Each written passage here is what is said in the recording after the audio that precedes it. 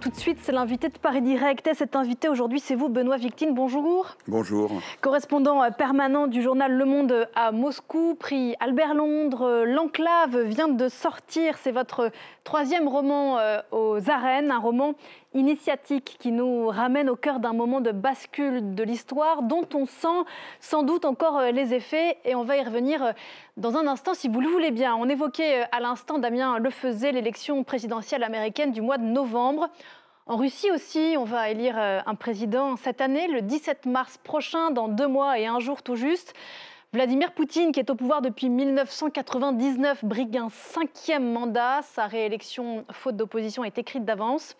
Vous écriviez récemment dans Le Monde, Benoît Victine, que c'est au nom d'une guerre qu'il a lui-même déclenchée que Vladimir Poutine se dévoue pour rester au Kremlin. Qu'est-ce que ça veut dire ? Ça veut dire qu'il met en avant la gravité de l'heure. C'est comme ça, en tout cas, que sa candidature a été présentée d'une manière assez inhabituelle, très modeste, discrète. Un combattant de cette guerre lui a dit « Cher président, il faut que vous restiez, l'heure est trop grave ».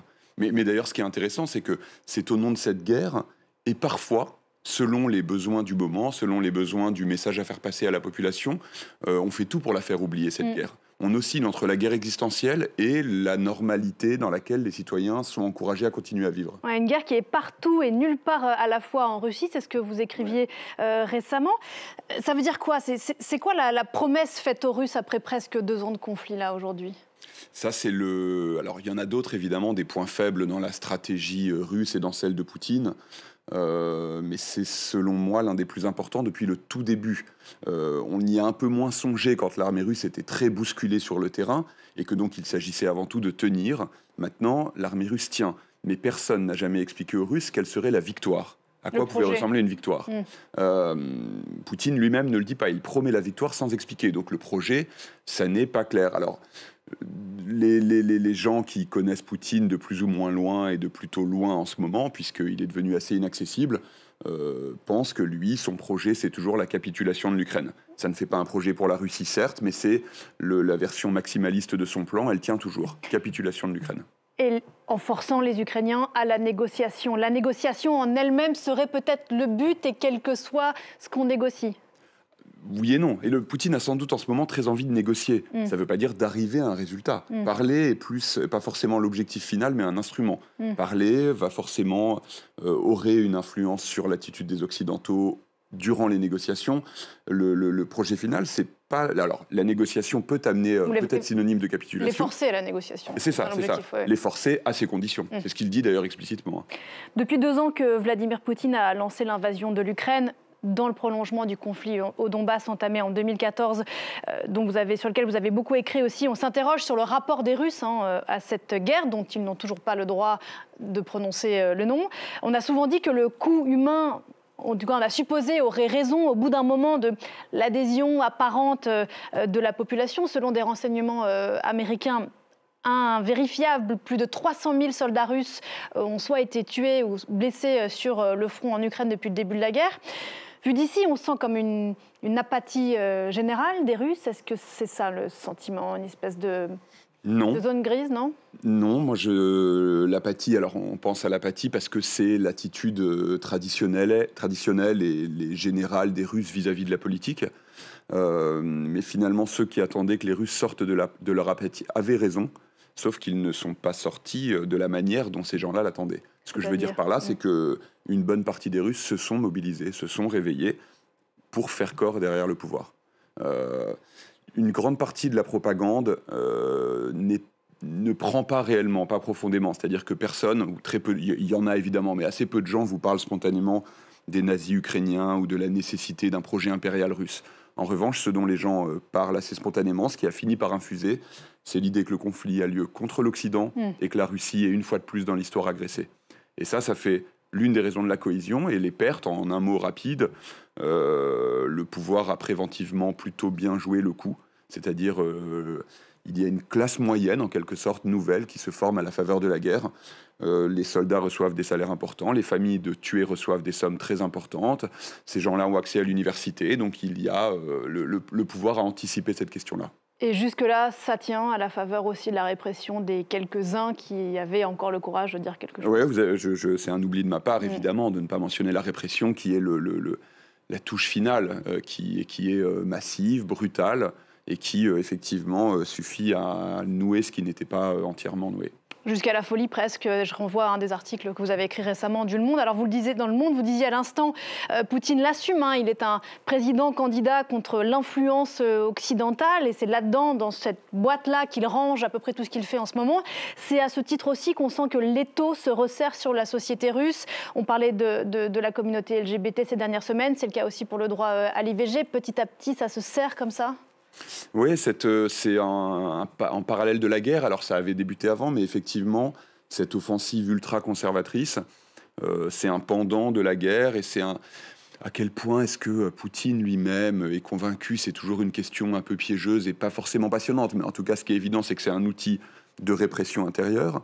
C'est un outil de communication intérieure, pas toujours bien calibré, puisque si on parle de l'IVG, les Russes n'ont pas très envie d'un changement complet. Donc le changement finalement se fait de façon plus souterraine, pas avec une interdiction franche et massive.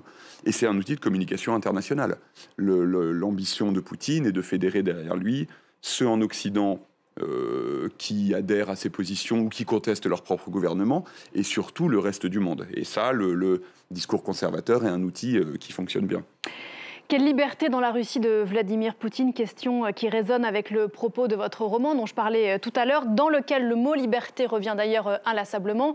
C'est même, et je ne trahis rien, je crois, en le disant, le dernier mot du livre. Nous sommes à l'été 1991, l'URSS vit alors ses derniers mois.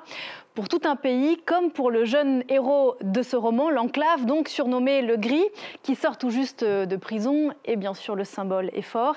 C'est alors le moment des possibles, et c'est cette histoire-là que vous avez voulu raconter.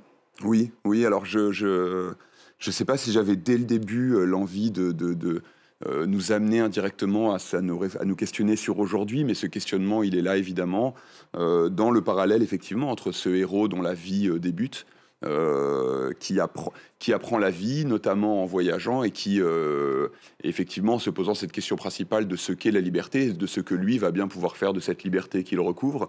Et le questionnement fonctionne à l'échelle du pays. Août 91, c'est un moment d'effervescence gigantesque. Des millions de gens lisent des débats dans la presse, écoutent des débats à la radio, des choses qui n'existaient pas avant. La liberté semble pouvoir résoudre tous les problèmes, mais en fait, personne ne sait très bien ce qu'elle est. Et surtout, ce qu'on sait a posteriori, c'est que cette période est d'effervescence, mais aussi de liberté politique, notamment, ne va pas durer. Et quel lien, justement, les Russes entretiennent-ils avec la mémoire de ce moment aujourd'hui? Une relation ambivalente? Très ambivalente. Alors, de moins en moins ambivalente, parce que... ambivalente dans le sens où, ce qui est étonnant, c'est qu'ils en font une période atroce. Et il y a évidemment des faits objectifs pour expliquer cette vision-là. Le plus évident serait peut-être de dire qu'à peu près dès 93, certaines familles ont du mal à nourrir leurs enfants. Donc c'est pas étonnant que cette période-là reste un traumatisme. Ambivalente dans le sens où pour autant beaucoup en parlent avec une grande nostalgie, parce que c'est une période de liberté, alors parce que là aussi c'est assez évident, c'est leur jeunesse. Et ensuite le pouvoir, la communication, la propagande de l'État russe, jusqu'à aujourd'hui a bien su utiliser la mémoire de cette période comme un repoussoir. Ça peut paraître étonnant, un pouvoir qui fait sa com sur un bilan, entre guillemets, qui est vieux de 30 ans, mais c'est toujours le cas. Et ça a discrédité pour longtemps certains mots, ces mots que je répète ou que je fais répéter à mes héros, notamment celui de liberté. Un mot dessous des cartes de cette enclave du titre, parce que c'est un endroit assez exceptionnel dans lequel vous campez cette histoire, cette enclave qui est Kaliningrad, une incongruité à la fois géographique et géopolitique qui est coincée entre la Pologne et la Lituanie. On va découvrir sur la carte où ça se trouve. C'est intéressant ce territoire parce qu'il nous ramène encore aujourd'hui, 30 ans après la chute de l'URSS. Il subit de plein fouet lui aussi, Kaliningrad, les effets de la guerre en Ukraine.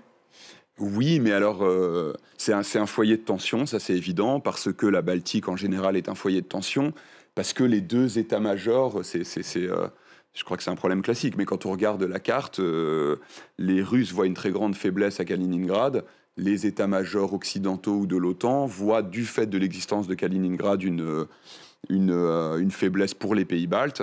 Mais au-delà de ça, c'est un foyer de tension mesuré, on va dire. C'est-à-dire que l'affrontement mémoriel ou qui utilise la mémoire qu'on voit en Crimée ou qu'on voit dans d'autres parties de l'Ukraine, il n'a pas lieu à Kaliningrad pour une raison très simple. Je ne voulais pas faire du roman un livre d'histoire, mais j'évoque cette histoire qui est assez fascinante.